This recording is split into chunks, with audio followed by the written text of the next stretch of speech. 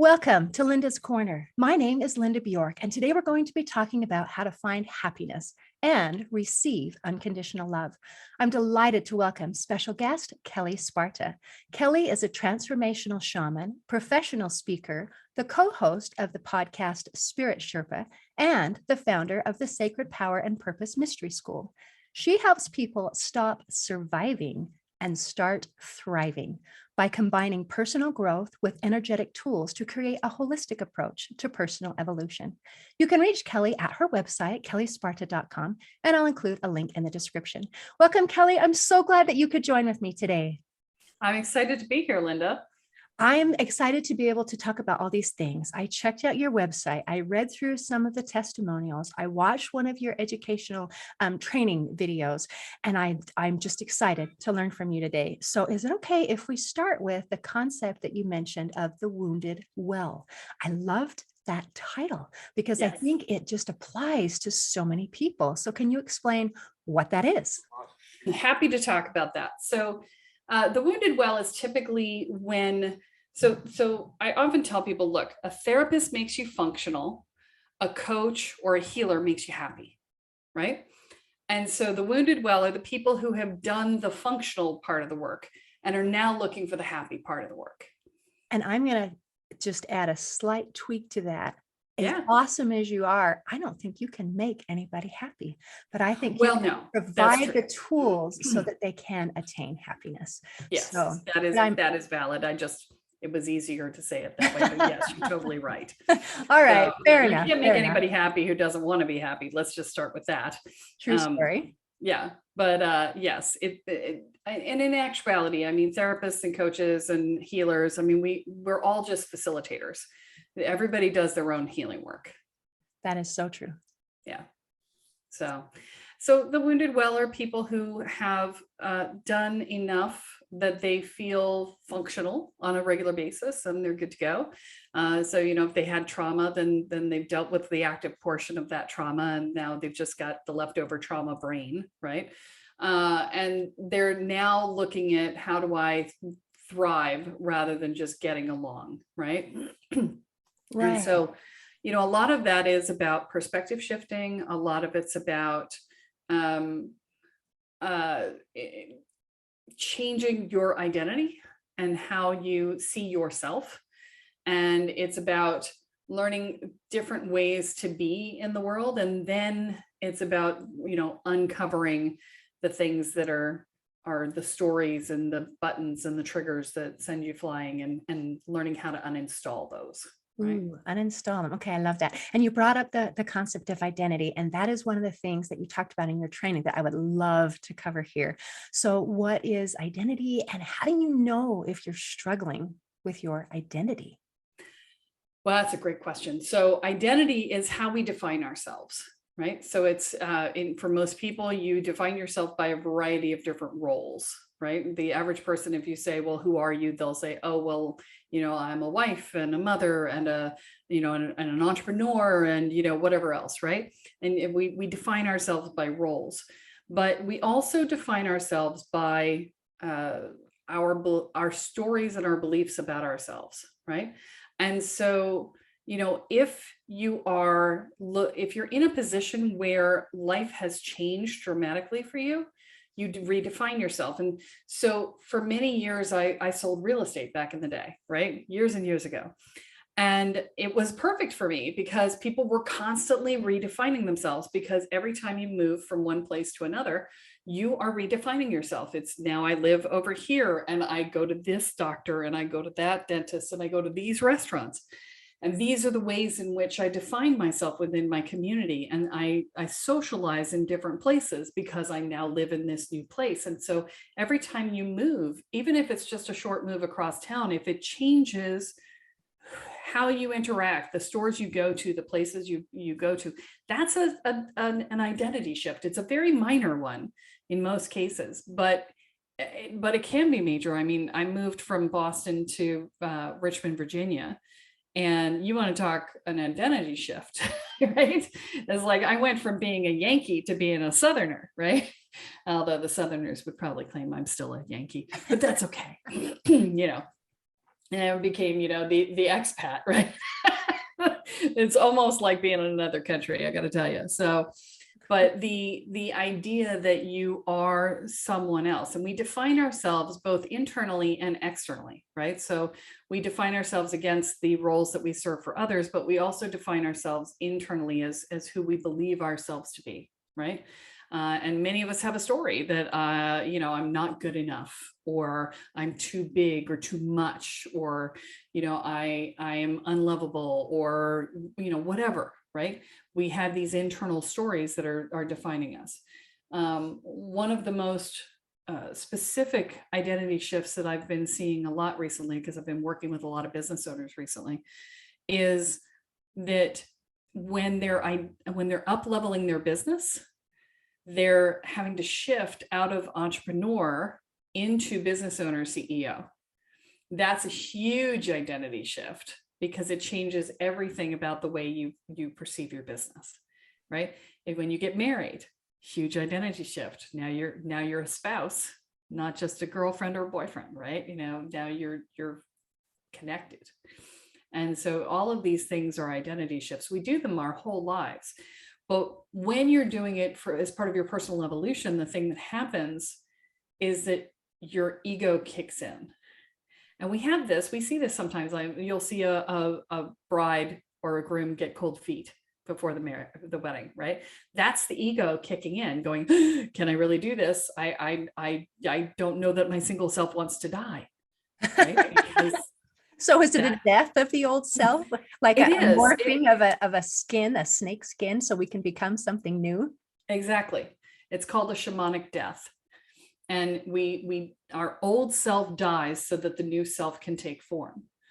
And so that's why you end up with these sort of moments in big transitions, is because when you that's your mention it ego. in those words, that does sound scary. Right. So yeah. I think a lot of times with our identity, and as you mentioned these different things, if you ask someone, who are you? The traditional thing that we come up with, again, is our roles and our profession. Right. Then I also like that you mentioned that internal talk. And I think a lot of us don't recognize that we have an internal identity.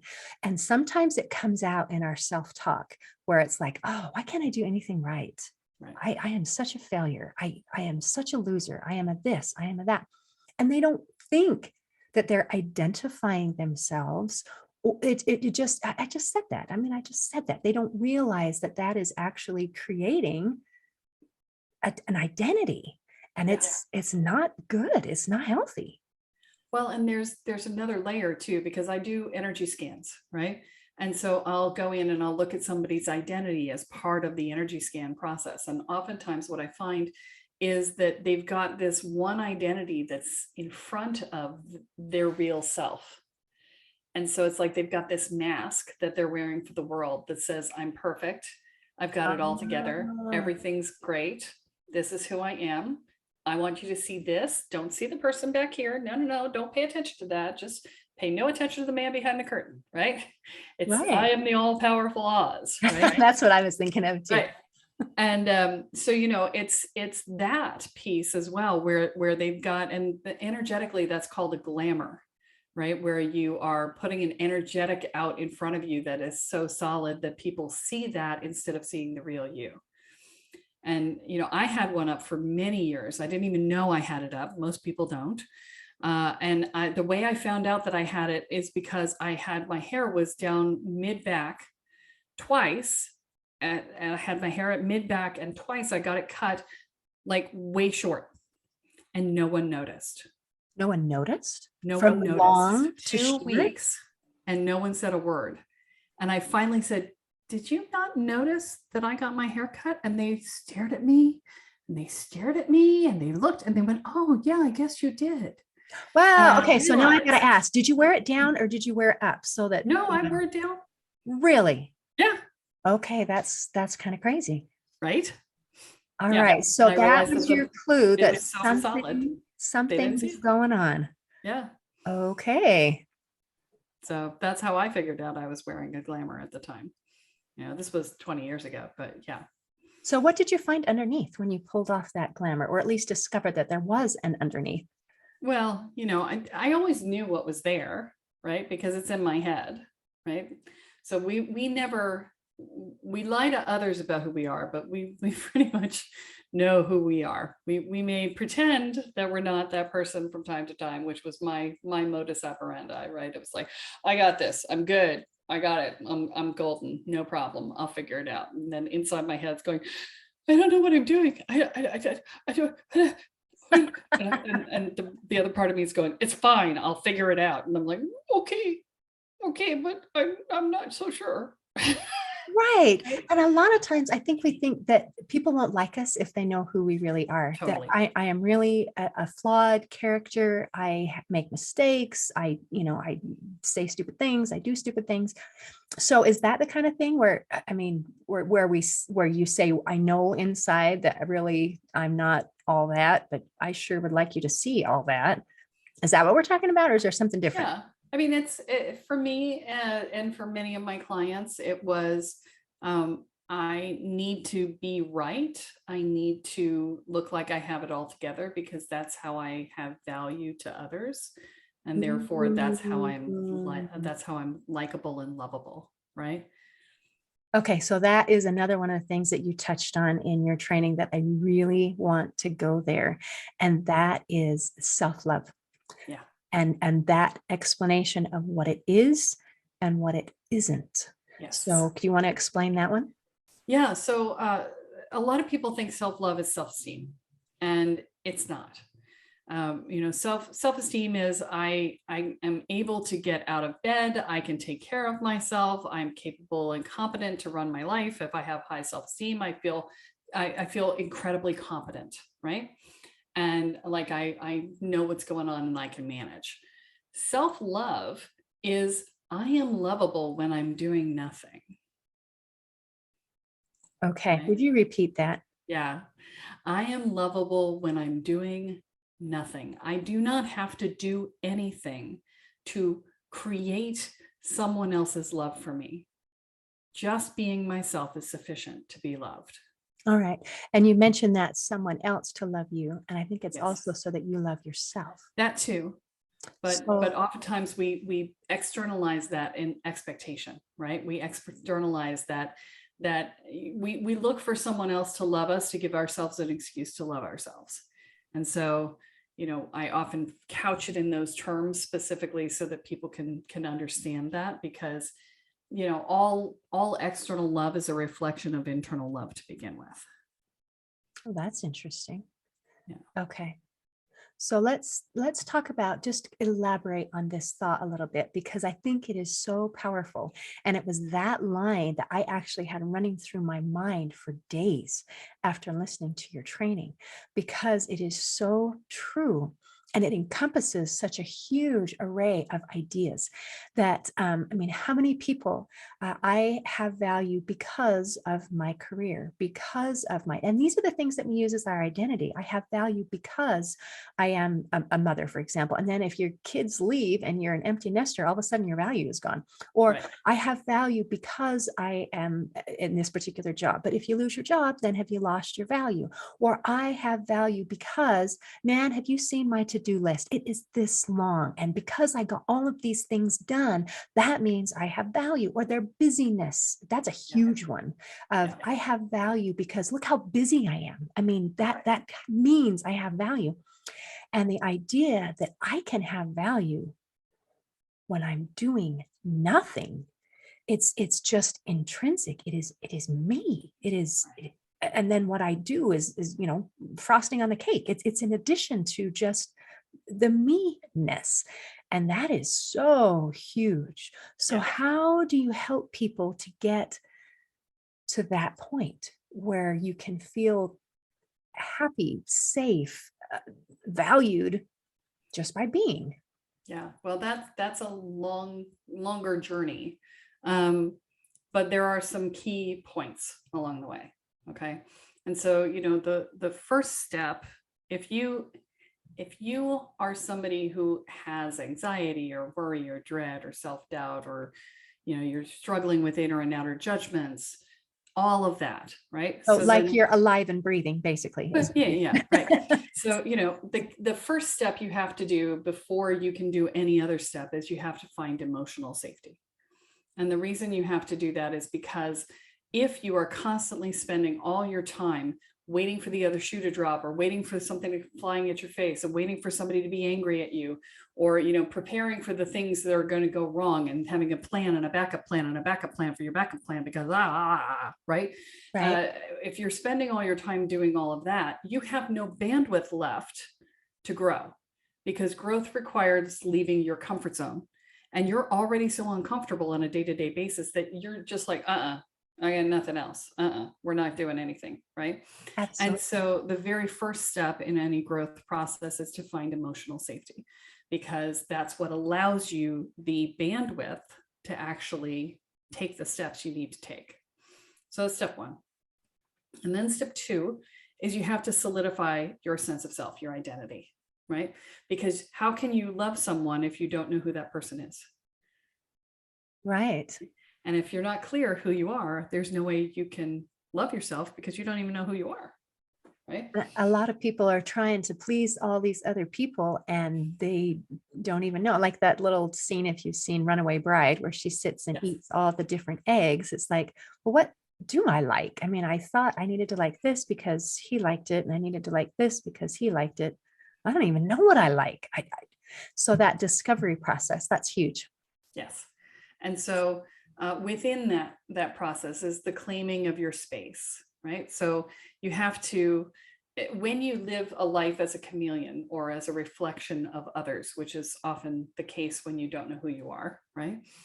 Then the idea that you get to take up space in your own life is kind of alien, right? So that's the very first step, is you got to learn how to claim your space. This is my space. I have a right to take it up. I have a right to define what it looks like, and I have a right to protect it if you decide to come into it and tell me it should be different. Okay, Right? so let's help me to understand space. I'm talking my physical being and the space that I take up. What are we talking about by claiming my space? It's everything about your life, right? I have a right to take up space in the room, take up space in a conversation, to have an opinion, to have a desire and a want of my own that isn't a reflection of somebody else's. I don't have to become smaller to make somebody else feel better. I don't have to apologize for my existence. I don't have to give way if somebody else needs more than I do. My needs are just as important as other people's needs. It's taking up space in your own life, right? Okay. And so that space, and then so the next step there is to set your boundaries and be like, okay, that's your space and this is my space, and I get to have this here and you get to have that there, and I won't come into your space without your permission, and you're not to come into mine without mine. And that alone, the saying of no and the defining of boundaries, is enough for a lot of people to go, right? But then when the person ignores it, because the first time you set a boundary, they're going to, right? Because they don't believe you, because you've never had them before. You've trained them that you don't have boundaries. And so therefore, when you set one, they're going to be like, ha ha ha, very funny, and then they're going to wander across. But you need to be willing and able to say, what part of the word no did you not understand? Ooh, that's huge. Right? You have to not only set your boundaries, but you have to be able to reinforce them, right? And to be like, right? So that's step two. And then you have to own your power, right? Because Own your if power. you enforce that boundary and they cross it again, you've got to be willing to stand in your power and be like, nope, this is mine. I'm not going to apologize for saying no to you. I'm not going to apologize for you violating my boundaries. It's not going to be okay. That's a solidness in yourself. That's an ability to stand in your own power. This is not power over others. This is owning your power to be in control of yourself and to be able to make solid choices in your own experience. I love it. Yeah. And so a lot of us are so angry that we won't give ourselves permission to have power, because we're angry because We're we so haven't protected angry. ourselves. We're angry because we haven't protected ourselves. Yeah. We're Okay, so is angry this like a because victim mentality type of a thing? It sounds um, different than that. it It is. sounds like a powerless thing. Like everybody, I'm a paper bag. I'm blowing in the wind and I'm so angry because the wind keeps blowing and it's bothering me. Is it that kind of thing where I need to? It, it's think of it this way, right? Every time you don't speak up for yourself, every time somebody steps across your boundaries, every time you're treated as though you don't matter, every time you treat yourself as though you don't matter, every time you don't speak your needs, every time one of those things happen, you get angry, because the anger is actually healthy. It says, I deserve better. Okay. Okay. So this is the thing, when people are constantly talking about forgiveness, they're like, oh, you've got to forgive this person. You got to forgive that person. I'm like, yes, after you get angry about it. And they're like, well, no, you have to forgive them. And I'm like, no, you have to get angry about it first, because if you don't get angry about it, something in your mind will say, well, I must have deserved it because I didn't get angry about it. Interesting. Right? So so the anger is actually a healthy response to not being taken care of. And Right. so, but it's there and we shove it down and we shove it down and we shove it down. And then it eventually, for most of us, it explodes. Right. And so, you get really pissed off about something and you like go off about something to a degree that's completely unreasonable. And it's a venting of all that anger. Right. The other side of it is, if you don't do that, then you go inwards and you become depressed, because depression is anger turned inwards. Right. Okay. At least a So portion of depression. let's talk Depression about is very anger a little complex. bit. Right now, there's a lot of anger Oh, in the huge. world. Huge anger. So I think we need to take it a next step to be able to say, how do we handle this anger in an appropriate and healthy manner? Because I mean, I see anger. Anybody who's driven down the road sees anger. I mean, as we're talking about, we need to feel our feelings and not to deny them. That is so true. And it is so important. But also, there's a healthy way to do things and a not healthy way to do things. Yes, you don't take it out on the people around you. That's the key, right? Find yourself. I'm a big fan of a pool noodle in a bed. A pool noodle and a bed. It makes a very satisfying thump. So do you take your pool noodle? Yeah, very satisfying thump. Yes. We all need some temper tantrums in an appropriate space. Yeah. Without having to have somebody else. I'm a big fan of yelling and screaming while you do it too. Okay. So yeah, or if you can't do it in your house because there's people in your house, then go into your car and just yell and scream in your car, beat on your steering wheel. I'm a big fan of that too. Don't beat on the center of the steering wheel because you might activate the airbag. That would be bad. But the outer part of the steering wheel is okay. Generally. Yeah. Okay, good. Yeah. All right. That's excellent. Sticks and rocks, always good too. You can beat on rocks with sticks. That works on the woods. Okay. So yeah. All right. Find a way to get it out. If you kickboxing class, boxing class, playing tennis. It needs to be something physical, because anger is an adrenaline kicker and you need something to work off the adrenaline. Okay. So can you go for a walk and go for a jog and do that as well? Or do you like to punch stuff? I find that a walk is not sufficient. Running has a thud to it. There's something about the thudding, right? There's something physically about the thudding that allows the anger to move. It's like it physically jars it loose sort of thing. So, hitting a tennis ball against the backboard is fine because you get that whack to it, right? Kickboxing and whatever, just the thud of it. You could probably do this and be okay, but there's something about the thudding that actually physically impacts the energy of the rage. Fascinating. Okay. Yeah. All right. So now we're claiming our space. We're feeling our feelings. We are allowing ourselves to do this. And let's see, did we get beyond setting our boundaries? Setting our boundaries. Okay. So when somebody owning our power. steps across our boundaries or violates it in some way. So we are not supposed to be doormats. Oh, no. No, We no. are to be doormat free. Yes. And it's time to claim our power and to be able to stand up for ourselves. And we are allowed to do that Absolutely. We're because we're worth responsible it. to do that. Right. Ooh, I like that. We are responsible to do that. Well, think about it this way. If I can't trust you to say no when we're doing things, then I can't trust you when you say yes. I can't trust you when you say yes. Is that Because you'll say yes when you don't mean it. okay? And then I will be crossing your boundaries, and it makes me responsible for making sure you're not crossing your own boundaries. If I want to make sure that you don't get hurt in the process. Okay, so let me see if I can get my head around this. We're talking about two people interacting, la, la, la, la, la, la, doormat and kind, considerate person who is trying to not hurt doormat. Right. Now, if you have jerk face and doormat, I mean, well, then jerk face is just going to do whatever jerk face wants. Right. Jerk face is a very happy. You're not concerned about the other person's situation. Okay. So we're talking about kind, considerate person who now has an extra burden where I'm not sure that I believe you when you say yes, because you might not say no. That's where we're at. Okay. Okay. All right. I'm with you. You never say no, then I can't trust your yes, because I don't know that it's not a no that you're saying yes to because you don't feel like you can say no. Okay. All right.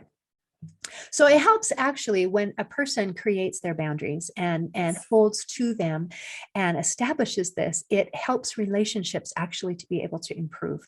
It's not stay back, I've got my walls. It is that this is how we can have a healthy interaction, because you know who and where you are, and I know who and where I am, and we can interact purposely and meaningfully. So okay. All right. I like that. I actually had a friend of mine say to me, she said, you are so clear in your communication and you are so on top of what you're feeling. She said, I never have to worry about whether or not you're unhappy and not saying something. She said, I always know that if you're happy and you're interacting with me in a good way, then we're good. I never have to question where I stand in our relationship, because I know if you're unhappy, you're just going to come to me and say, this didn't work for me. Okay.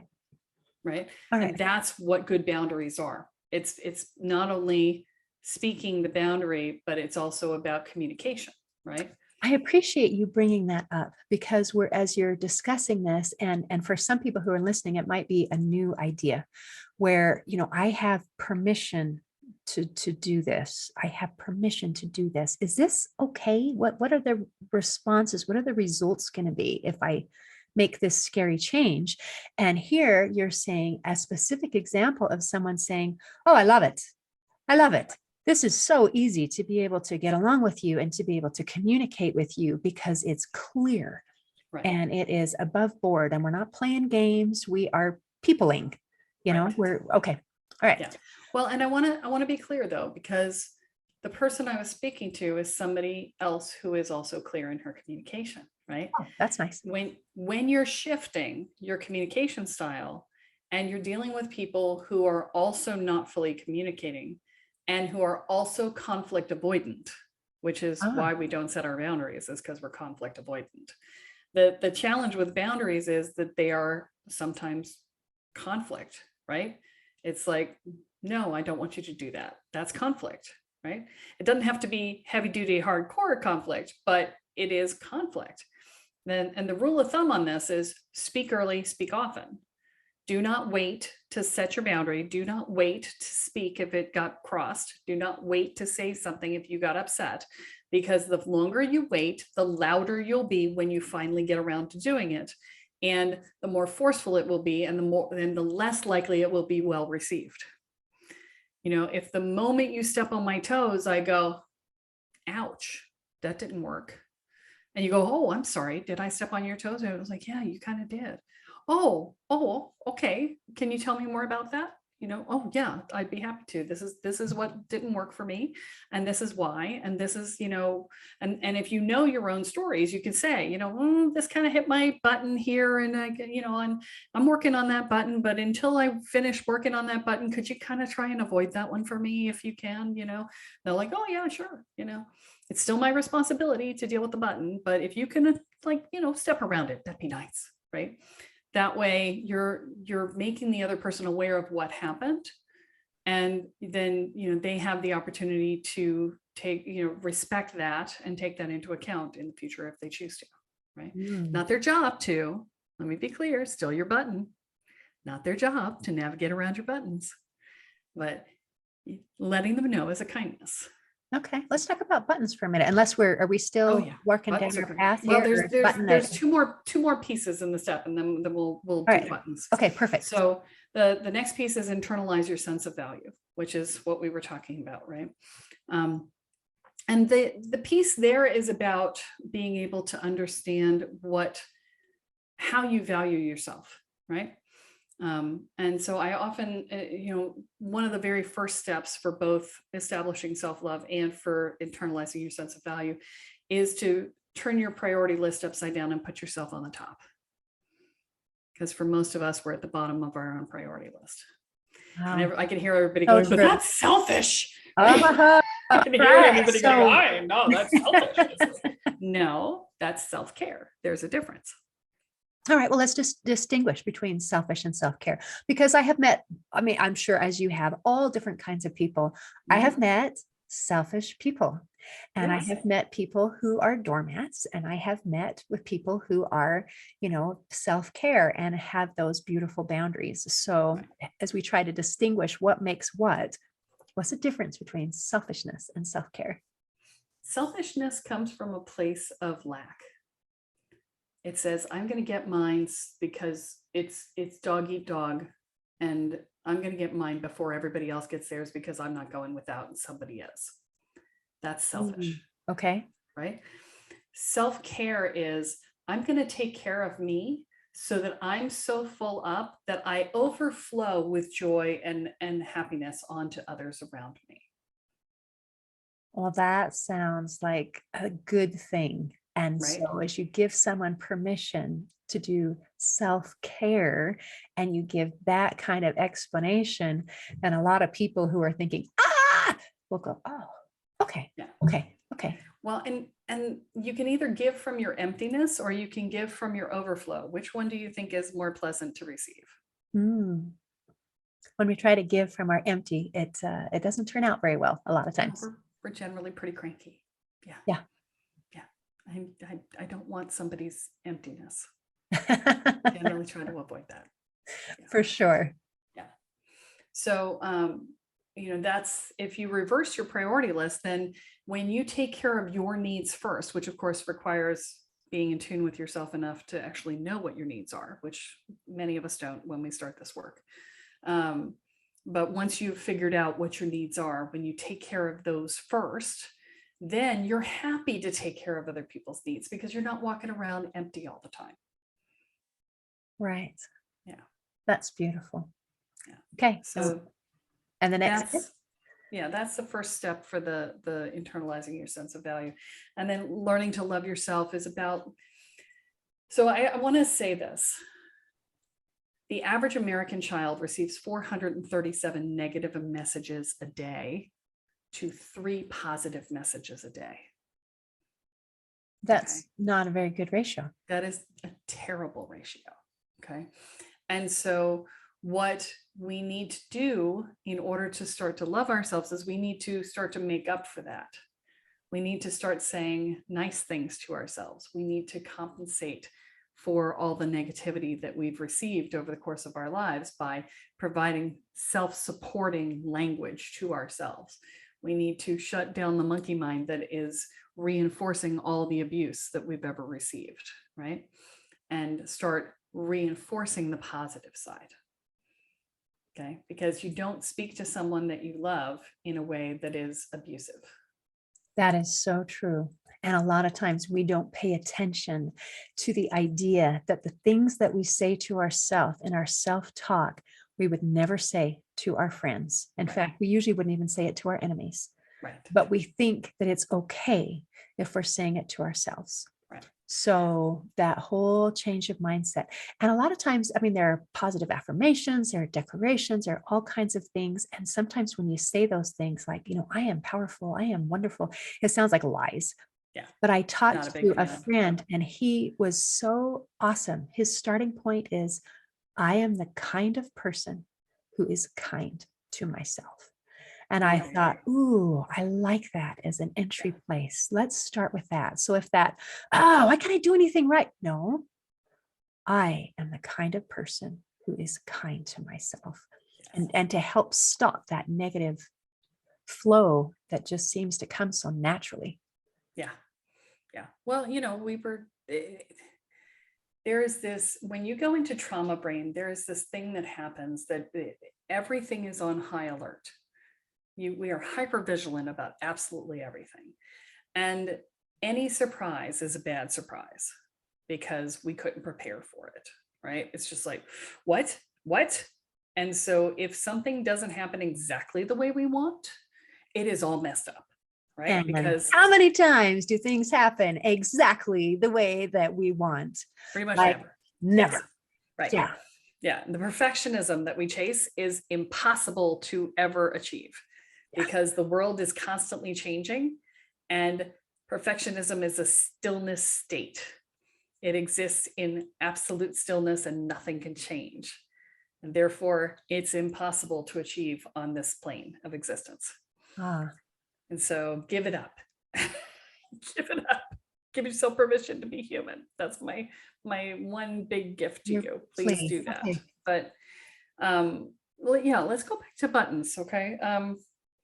I love this conversation because it makes me, so the best way I found to describe buttons is this. If I look at you and I say, you're purple, I can't believe how purple you are. It is disgusting how purple you are. How could you let yourself get to be so purple? What were you thinking? Okay. Now, some people who take responsibility for everything are going, what did I do wrong? Right. But that wasn't about being purple. That's about I'm always wrong. Right. There's always something is my fault. Right. But most other people are looking at me going, girlfriend's got a problem because I'm not purple. That doesn't make any sense. And what's wrong with purple? Right. It's both, right? So in order to have a button, you must both have something that says, I am X and X is bad. Ooh, I am X and X is bad. Right. Okay. And you have to understand that if somebody's upset you, it's because they pushed your button. They didn't do anything to you except say, hey, did you know you have a button there? Look at this button. This button really, it looks like it hurts here. You should know that this button is here. Poke, poke, poke, poke, poke. That's all they're doing. You are doing everything else to yourself because you installed that button. And you can uninstall that button. And the answer to uninstalling a button, is simply changing your belief about I am X or about X is bad. Okay. So you can either choose to believe that you are, so if you think that you are purple and purple is bad, we'll take that as an example, right? Okay. If you believe that to be true, then all you have to do is either say I'm not purple and have that be true, or what's wrong with purple? Purple's fine. Okay. Either one, removing either one of them will no longer make it a button. Right? Because people could look at me and go, you've got blue eyes. And I'd be like, yeah. And blue eyes are horrible. No, they're not. Right? If you don't have a button that says it's bad, then it's not a problem. Right? So, it's one of those things where you have to recognize that the buttons that are installed are yours. And if somebody else is hitting them, they're just showing you where they are. And it's just ooh, that hurts. Oh yeah, I should do something about that. Right. Wow. If you could have that kind of response when someone pushes your buttons, That would be a magical transformation. Right. So, and the tricky part or the ouchy part is that makes it my responsibility whether or not I respond to the button. Right. However, that also gives me the power. Yes, it And does. that is a very important distinction because Yes. I cannot prevent other people from saying things to me that maybe I Correct. don't like. And I can't prevent them from maybe doing something that I don't like, but I can choose my response. Yes. And I can choose how I feel about that and whether or not it makes me upset.